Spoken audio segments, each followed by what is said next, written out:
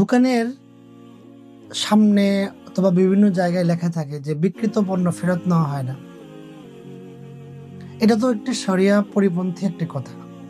একজন মুসলিম ব্যবসায়ী যিনি চিন্তা করেন যে আমি ব্যবসাটা করব হালালভাবে, এবং উনি আশা করেন যে আত্তাজির সদুকুল আমিন হিসাবে একজন সত্যবাদী এবং নির্ভরযোগ্য বিশ্বস্ত ব্যবসায়ী হিসাবে রাসূল সাল্লাল্লাহু আলাইহি সাল্লামের সাথে কিয়ামতের ময়দানে হাসর হবে, এই আশা যিনি রাখেন, যিনি চিন্তা করেন যে আমার ব্যবসা থেকে যে আর্নটা হবে, যে উপার্জন হবে, এটা হালাল হোক, উনি এটা লিখতে পারেন না।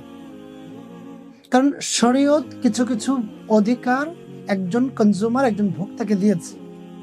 যেমন খিয়ারে আইব আছে, যদি পণ্যে কোনো দোষ পাওয়া যায় তাহলে একজন ভোক্তার যে অধিকার পণ্যটা ফেরত দেওয়ার, এটা আমি আপনি দেই নাই, এটা শরীয়ত কর্তৃক এটা দেওয়া প্রদত্ত অধিকার তার, একজন ভোক্তার, একজন কনজিউমারের।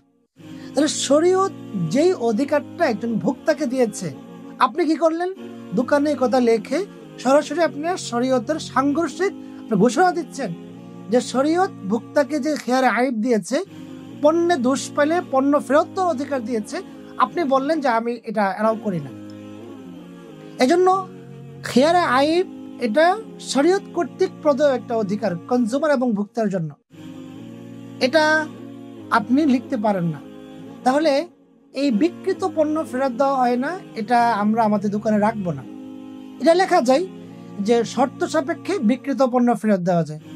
সেক্ষেত্রে কেউ যদি পণ্য ক্রয়ের পরে কোনো ধরনের আইব বা দোষ পায়, যেটা শরীয়ত মানে অনুমোদিত একটা দোষ, সেক্ষেত্রে আপনি পণ্য ফেরত নেন, আল্লাহ তাআলা আপনার ব্যবসায় বারাকা দেবে। তাহলে এই দোকানে এই কথা লেখা অথবা ক্যাশ মেমোতে এই কথা লেখা, এটা কোনোভাবে শরিয়া সম্মত না।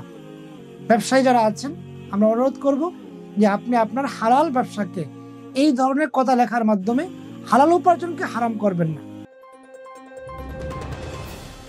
আত্মরাস ঐতিহ্যের খোঁজে।